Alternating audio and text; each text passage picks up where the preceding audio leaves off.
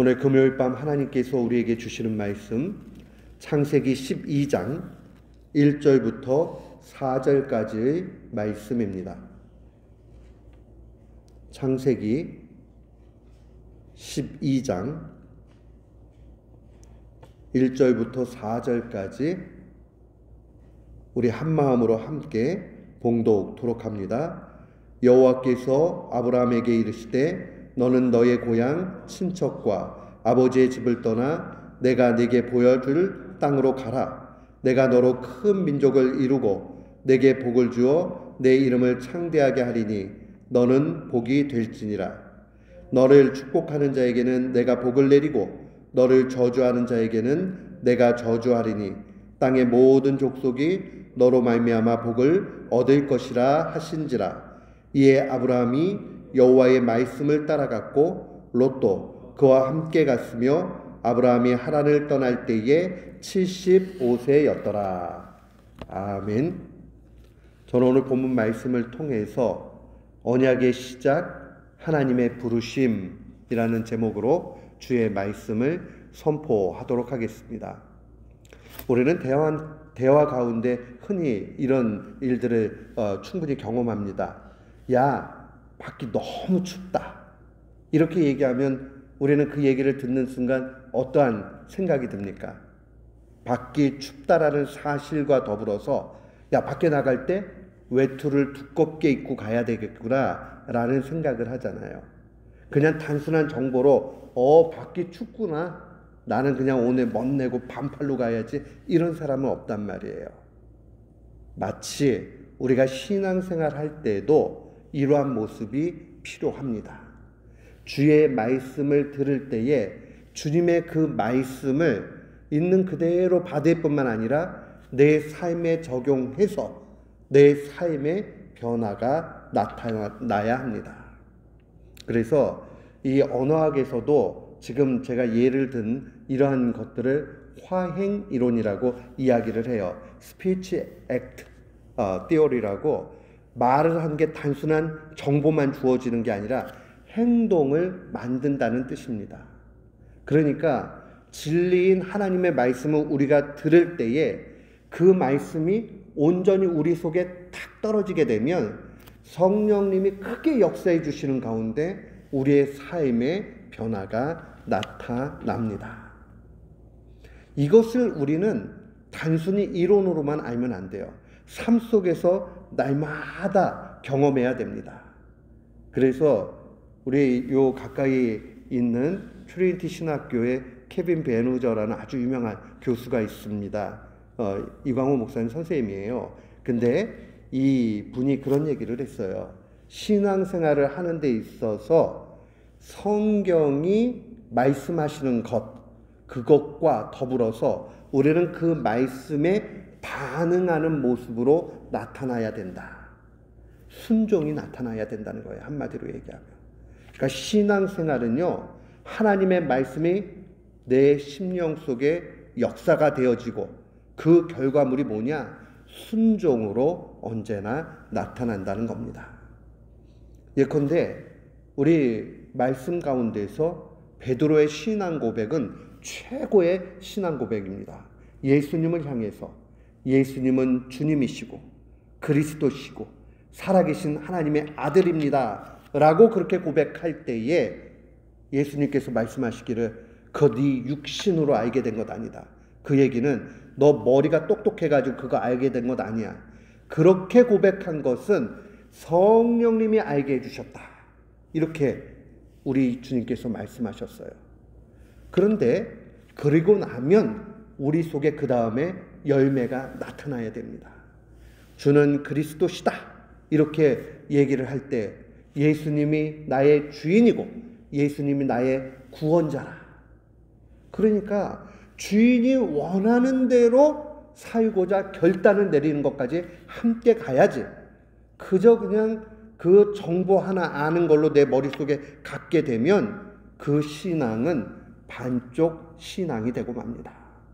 그래서 언제나 우리는 주의 말씀을 받을 때마다 그 말씀에 순종하는 모습으로 나타나야 됩니다. 하나님의 말씀을 받을 때요, 내가 기대했던 대로 말씀이 응답이 되어지면요, 그때는 순종하기가 쉬워요. 그런데 어떨 때는요, 내 원함과 상관없이 주님께서 자꾸 다른 방향을 가리키시고 그 다른 방향을 가리키시는 형태를 통해서 나로 하여금 순종을 명령하실 때가 있어요. 이런 갈등이 되죠. 야, 이거 꼭 해야 되나? 좀 안 갔으면 좋겠는데, 그렇게 안 했으면 좋겠는데 라는 생각이 들고 신앙적 갈등이 생깁니다. 그러나 그럴 때에 더욱 기도하고 무릎을 꿇고 주님 앞에 기도하게 되면 주님이 순종할 힘도 주십니다. 그리고 순종하고 나면 후회가 없어요. 인생이 우리가 선택해가지고 후회 없는 인생 살 수 있다라는 거 거의 불가능합니다. 아니, 불가능해요. 힘들어요. 안 돼요. 그런데 기도하고 결정하고 말씀에 응답받고 말씀대로 가게 되면 손해보는 것 같아도 지나고 보면 손해 안 봐요. 목회를 하면서 수없이 많이 경험했고 수없이 많이 간증거리를 눈으로 봤습니다. 데이터가 이 정도 되면요, 확실한 거예요. 그러니까 우리 성도님들은 이 말씀 그대로를 받아들여야 됩니다. 내가 억지로라도 주님 앞에 순종하면 주님은 그것을 복으로 여겨주신다는 거예요. 우리는 구레네 사람 시몬을 잘 압니다. 예수님 대신해가지고 십자가 지었습니다. 그게 당시의 관습이었어요. 십자가형을 다 치르질 못하니까 그 중에 건장하고 괜찮은 사람이 있으면 그 사람이 반드시 대신 지어야 했습니다. 모욕감이죠. 힘들지요. 종종 십자가를 이렇게 모형으로 만들 때가 있어요. 근데 좀 가벼운 나무를 속을 비워가지고 겉에만 십자가 모양을 만들어가지고 끌게 이런 성극 같은 거 하려고 그래도요, 하다 보면요, 이게 각져 있기 때문에요, 이 어깨를 치고 이러는 게요, 너무너무 힘들고 아파요. 근데 예수님이 지셨던 그 십자가는 사람이 매달릴 수 있을 만큼의 그러한 투박한 십자가입니다. 그런데 그 십자가를 대신 졌던 구레네 사람 시몬, 나중에 보면 그가 하나님 앞에 큰 복을 받고 또 그의 자손들이 초대교회의 굳건한 그러한 일꾼이 되었다라는 전승이 들려옵니다. 그래서 족보를 연구하다 보면 물론 반대하는 입장을 가진 사람들도 있지만, 그러나 또 많은 분들은 그 구레네 사람 시몬의 아들들이 이 초대교회의 지도자가 되었다라는 것에 동의를 합니다. 어찌되었던 그가 억지로 지었으나 복받았다는 걸 분명히 보게 됩니다. 하나님은 우리에게 왜 순종을 요구하시느냐? 순종하는 걸 통해서 영광을 받으실 뿐더러 또한 복을 주기 원하시기 때문에 그러합니다. 우리의 순종은 복받는 길이라 하는 것을 놓치지 말아야 돼요. 순종하면 복받는다. 성경에 수없이 많이 기록하고 있습니다. 임마누엘 칸트는 종교를 두 가지로 나눴어요. 도덕 종교와 기복 종교. 근데 기복 종교는 수준이 낮다라는 거예요. 복구하는 거는. 도덕적으로 완성이 되는 거, 높은 수준의 도덕, 그게 바로 진짜 종교의 근본 모습이다, 이렇게 가르쳤어요. 그런데 그 가르침은 잘못됐습니다. 우리가 지상의 복만을 추구해 간다면 그것은 많은 부분 문제가 있습니다. 그러나 천상의 복, 이 복은 우리가 하나님 앞에 반드시 구해야 되고, 그 천상의 복을 얻는 사람에게 주님이 어떻게 해주신다고 그랬어요? 먼저 그의 나라와 의를 구하라. 그리하면 이 모든 것이 뭐예요? 나의 먹을 것, 입을 것, 마실 것, 이 모든 것을 주님이 해결해 주신다라고 약속해 주셨습니다. 그러니까 천상의 복을 누리는 사람은요, 결국 지상의 복까지 누릴 수밖에 없습니다. 그런데 일반 은총 가운데 있는 사람은 천상의 복은 못 누리고 지상의 복만 누리는 사람들이 태반입니다. 한마디로 얘기하면 천국은 못 가는데 이 땅에서 떵떵거리며 살 수도 있다고요. 근데 그것도 하나님께서 허락해 주시니까 그렇게 되는 거예요. 옛날 어른들이 그런 얘기했죠. 부자는 하늘이 된다. 이 세속적인 사람들도요, 지혜는 조금 있어요. 이게 자기가 노력한다라고 해가지고 돈 벌고 명예가 올라가고 이런 거 아닌 걸 알기 때문에 하늘이 된다 이런 얘기를 썼다고요. 이제 신앙이 있는 사람은 하나님이 그렇게 허락하신다. 진짜 온전한 말씀 가운데 있는 사람은 불신자에게도 하나님은 복을 주신다. 우리 하나님이 그렇게 좋으신 분이에요. 불신자에게도 복을 주신다고요. 하늘의 해가 그 따뜻함이 신자뿐만 아니라 불신자에게도 심지어는 흉악한 강도에게도 다 가잖아요. 주님이 주시는 거예요. 그러나 그것이 가치가 있으려면 천국을 소유해야 가치가 있는 것이죠. 그게 없다면 아무 의미가 없는 겁니다. 오늘 창세기 12장은 특별히 믿음의 조상인 아브라함이 부름을 받는 그 광경이 기록되어져 있습니다. 그가 어떻게 믿음의 조상이 되었는지, 우리가 하나님께서 요구하시는 순종이 무엇인지 이 말씀을 통해서 잘 배워야 하겠습니다. 아브라함의 고향은 갈대아 우르였습니다. 갈대아 우르는 이 굉장한 도시였습니다. 이미 그 당시에 도시국가가 형성되어져 있던 고대 메소포타미아 문명의 중심지였습니다. 그리고 메소포타미아 문명 가운데서도 수메르 문명이라는 지역이 있어요. 그 지역의 중심지가 바로 갈대아 우르였습니다.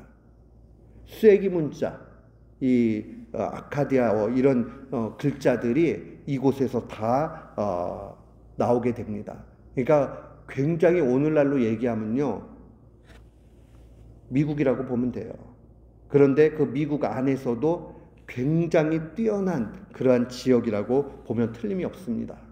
아마 사람들이 뉴요커라는 말 사용하는 거 좋아하는 거 보면 뉴욕에 그런 곳일 수 있을 거예요. 그런 중심지가 바로 이 갈대아 우르였습니다.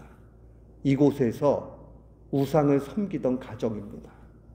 그런데 유대 전승에 의하면 이 아브라함 가족은 우상을 단순히 섬기는 게 아니라 우상을 만드는 그러한 종교 집안이었다. 그런 해석들을 많이 합니다. 성경에는 나오지는 않아요. 그러나 하나 확실한 것은 그가 갈대아 우르에서 그 집안이 대대로 종교에 깊이 뿌리 박혀서 우상을 숭배했다라는 것은 성경이 증거하고 있습니다. 그러니까 이 사람이 갈대아 우르에서 부름을 받아요. 그리고 나서 중간에 머물게 되는 곳이 하란이라는 지역입니다. 그런데 이 하란이라는 지역도 대단한 도시 국가였습니다. 그리고 이곳에서 굉장한 그 문명이 또 꽃을 피게 되죠. 어떻게 해요?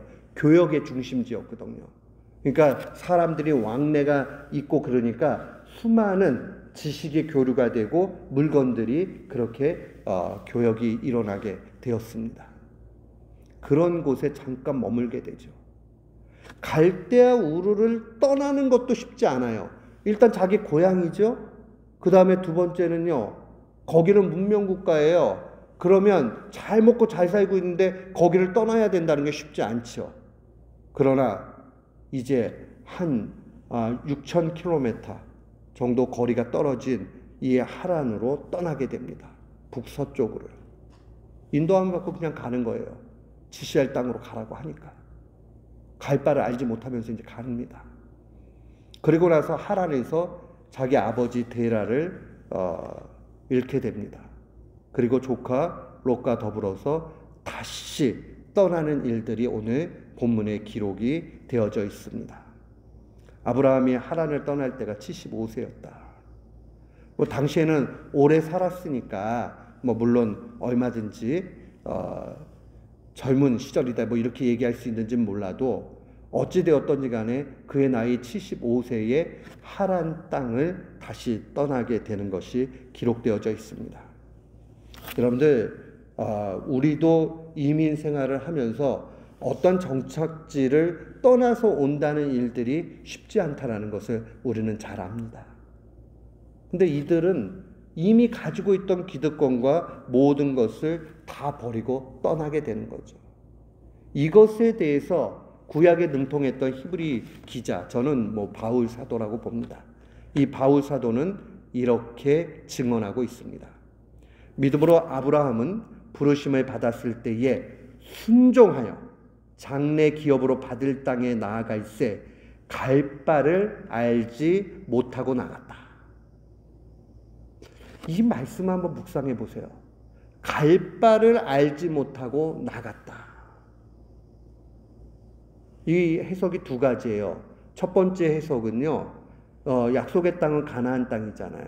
가나안 땅까지 가는 그 가나안이 어디 곳인지를 모르고 떠났다라는 그러한 해석이 하나 있고요. 또 하나는요, 가나안은 알긴 알았는데 거기까지 어떤 루트를 통해서 가야 되는지 몰랐다. 이렇게 해석하는 경우도 있어요. 두 가지가 어떠한 해석을 하든지 간에 중요한 사실은 무엇이냐면요, 앞길이 막막한 상태에서 떠났다라는 건 사실입니다. 그죠? 주님이 나타나셔서 하나님의 음성을 듣고 떠나라! 라고 하니까 그 음성에 인도함을 받아서 떠나게 되는 겁니다. 더 자세한 기록들이 성경에 증언되어 있지 않지만 합리적으로 우리가 생각해 볼 때, 추론해 볼 때에 분명히 하나님의 그 강권적인 역사 앞에 아브라함 가족이 순종한 것을 분명히 볼 수 있습니다. 아까 하란 땅에서 아버지 데라가 죽음을 맞이했다라고 분명히 이야기했습니다. 한번 생각해 보세요. 떠나라고 그래가지고 떠났는데 중간 종착역에서 아버지를 잃었다. 가족에게 있어서는 위기입니다. 아니, 떠났으면 좋은 일이 많아야 되는데 어쨌든 지금 딱 가가지고 있다가 중간 정착지에서 만난 것은 죽음이었어요. 이쯤 되면 불평할 수도 있고, 내가 잘못 들었나 보다 이렇게 할 수도 있고, 여러 가지 모습들이 나타날 수 있으나 성경은 증언합니다. 그가 어떠한 일도 그곳에서 하나님 앞에 하지 않았다라는 사실이에요. 그가 한 것은 단 한 가지밖에 없어요. 묵묵히 순종한 것뿐입니다. 단순하게. 이 히브리 기자는 이렇게 기록했잖아요. 그가 받을 복을 바라보고 묵묵히 말씀을 따라갔다. 약속을 믿은 겁니다. 하나님의 입에서 나오는 그 약속의 말씀, 그것을 확고히 믿고 가는 것이죠. 그러면서 오늘 본문 말씀을 보면 그 약속의 메시지가 다시 한번 기록이 되어져 있습니다. 2절과 3절인데요. 특별히 2절 보십시다. 내가 너로 큰 민족을 이루고 내게 복을 주어 내 이름을 창대하게 하리니 너는 복이 될지라. 하나님의 언약이에요. 아브라함을 복의 근원으로, 복으로 만들어 주시겠다라고 약속해 주십니다. 그저 이 말씀을 그대로 믿는 거예요. 하나님의 입에서 나오는 말씀이니까 그 말씀은 그대로 되니라. 창세기의 말씀의 핵심적인 단어 가운데 하나가 그대로 된다. 제가 이미 설교했잖아요. 하나님의 입으로 나오는 말씀은 진리이고 그 말씀은 그대로 된다. 우리에게도 마찬가지예요. 수고하고 무거운 짐진 자들아 다 내게로 와라. 내가 가볍게 하고 쉼을 준다. 쉬게 하리라. 이렇게 말씀하셨으면요, 그대로 되리라. 믿고 무거운 짐을 주님 앞에 다 맡겨야 됩니다. 얼마 전에 어느 한 목사님하고 대화를 했습니다. 이 목사님이 담임 목회를 저보다 조금 적게 하셔서 물어봅니다. 이것도 고민이고 저것도 고민이고 이렇게 쭉 말씀하세요. 그래서 그냥 얘기를 잘 듣고 있다가 그냥 한 말씀만 드렸어요. 제가 뭐 많이 목회하고 잘 아는 것 아니지만 그래도 목회는 해보니까 기도하고 그냥 하나님 앞에 맡기는 게 전부인 것 같아요 라고 말씀을 드렸어요. 목회만 그러겠어요? 사는 것도 마찬가지예요. 열심을 내지 말라는 얘기가 아니에요. 하나님 앞에 다 맡기고 주님께서 하라는 거를 하면 돼요. 그때 열정을 가지고 하면 돼요. 근데 주님이 시키지도 않았는데 자기가 십자가를 만들어가지고 자기가 막 걸고 힘들어하는 사람들이 너무 많다는 거예요. 신앙생활은 철저하게 주님의 말씀에 인도함을 받아서 단순한 믿음 가운데 순종하는 겁니다. 그가 어떻게 이렇게 단순하게 순종하며 갈 수 있었는가? 오늘 4절 말씀을 한번 보십시다. 4절 말씀 한번 같이 읽습니다. 이에 아브라함이 여호와의 말씀을 따라갔고 롯도 그와 함께 갔으며 아브라함이 하란을 떠날 때에 75세였더라. 아브라함이 여호와의 말씀을 따라갔고 그는 하나님의 말씀을 따라간 거예요. 하나님의 말씀이 뭐예요? 진리죠. 그러니까 하나님께서 구약에 직접 나타나셔서 아브라함을 대면해 주셨지만 오늘날에는 성경을 통해서 우리에게 역사하신다고요. 성령님께서 숨은 역사로 우리의 가시적인 눈으로 보이지 않는다 할지라도 영감된 이 말씀과 또한 성령님께서 우리 속에서 크게 역사해 주시는 걸 통해서 하나님은 우리를 이끌어 가십니다. 그러니까 우리가 말씀에 집중해야 되고 기도해야 되는 이유가 바로 여기에 있습니다. 하나님의 이 진리의 말씀을 우리는 가볍게 여기지 말아야 됩니다. 이 말씀을 굳건히 잡아야 됩니다. 이 신앙생활의 교제, 이것에 대해서 어느 한 목사님은 아주 단순하게 설교 중 말씀하셨습니다. 우리는 기도 중 하나님께 아뢰입니다. 하나님은 선포되는 말씀을 통해서 말씀하십니다. 설교를 잘 듣고 그 말씀대로 순종해가지고 살게 되면 결국은요, 내 환경과 상황이 어떠하든지 간에 모든 문제가 해결돼 있다는 것이고 거기에 하나님의 능력이 있다는 거예요. 그러니까 자꾸 어디 가가지고 야 이거 이렇게 됐는데 지혜를 얻어야 되는데 어떻게 하는 게 좋을까요? 그거 자꾸 구체적인 방법을 물으려 하지 마세요. 왜 그러느냐? 한번 경험해 보면 알아요. 하나님 앞에 간절히 기도하고 안개 속을 걷는 것 같고 어떻게 해야 되는지도 모르고 막 기도를 하는데요.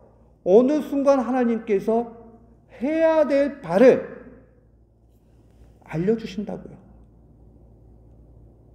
때로는 그 상황에 전문가가 있는데 나는 알지도 못하는 사람이에요. 근데 그 사람을 만나게 하세요. 그리고 그 사람의 입을 통해서 하나님이 어떻게 하라고 인도해 가십니다. 기도하지 않는 사람은 아유 나 운이 좋았어 이렇게 얘기한다고요. 운이 좋은 게 아니라 하나님이 역사해 주신다라는 걸 우리는 확고히 알아야 됩니다. 기도하는 사람은 그것을 상식과 같이 경험합니다. 근데 미련한 사람은요, 자꾸 머리를 굴려요. 머리를 굴리면 복잡해지고, 복잡하면 우리 바둑 두는 사람들은 잘 알아요. 그 명언 가운데 하나가 고심 끝에 악수라는 말이 있어요. 야, 이걸 어떻게 둘까? 막 오랫동안 고심을 한다고요. 그럼 거기에 쏙 빠져 있다가 순간 잘못된 판단을 해가지고 엄한 데다가 딱 둬버리면 제일 나쁜 그러한 선택을 하게 된다고요. 악수를 둔다고요. 똑같아요. 신앙생활도요. 자기의 제한적인 지식을 가지고 자꾸 그냥 고심을 하고 걱정하고 근심하고 그거 하면요 망해요. 근데 오늘 아브라함은 어때요? 자기의 기득권과 이익과 환경 이것에 대해서 관심을 두지 않아요. 오직 여호와의 말씀만 따라갔다. 오직 여호와의 말씀만 따라갔다.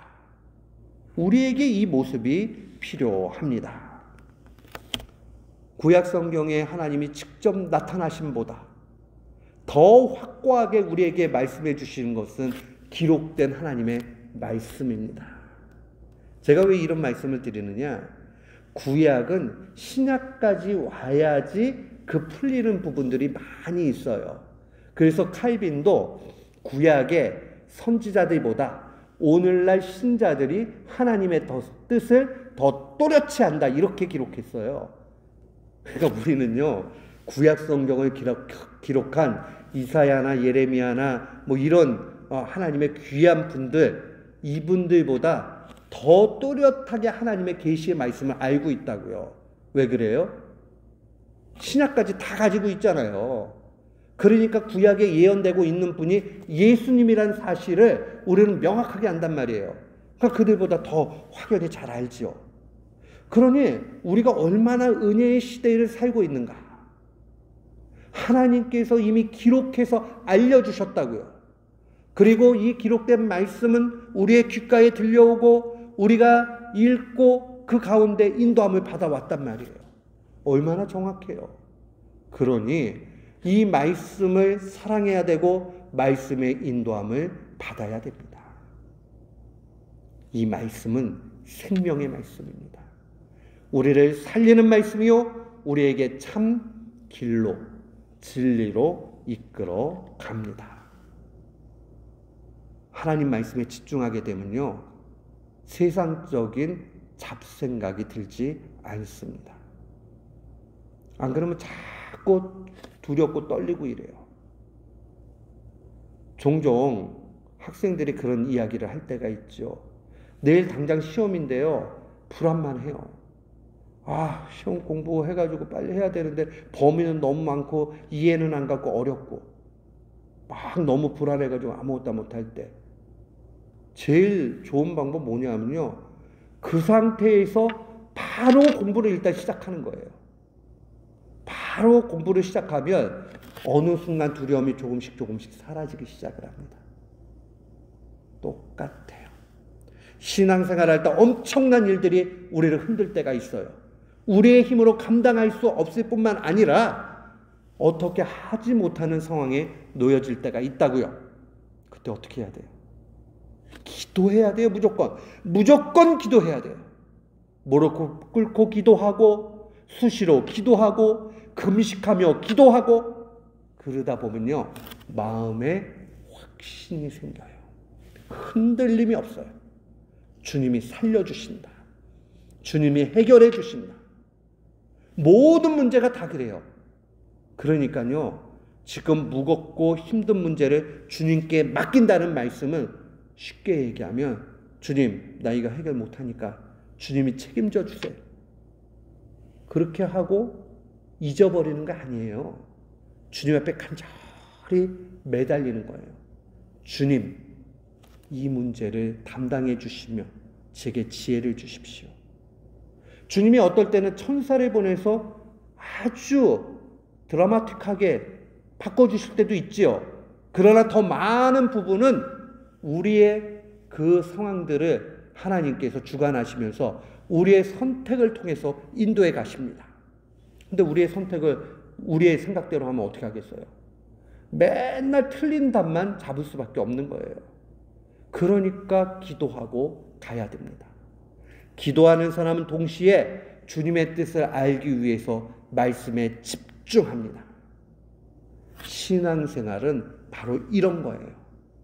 말씀에 집중하고 기도에 깊이 빠지고, 이 가운데서 아브라함은 하나님의 뜻을 붙잡고 갑니다. 흔들리지 않죠. 하란에서 아버지가 돌아가셔도 하나님은 신실하셔서 반드시 복 주신다. 약속해 주신다. 나중에 아브라함이 아들 약속받았을 때도 그러하잖아요. 물론 순간 넘어져가지고 이스마엘을 또 그렇게 낳기도 했지만은 그건 인간의 연약함이죠. 이삭을 바치라고 했을 때 히브리서 기자는 뭐라 그래요? 하나님이 다시 살리실 줄 알고 바쳤다. 부활신앙이 있었다는 거예요. 부활신앙이. 하나님이 어떤 시기든 선하게 인도해 주신다. 그러니까 아들까지도 아낌없이 바칠 수 있는 거예요.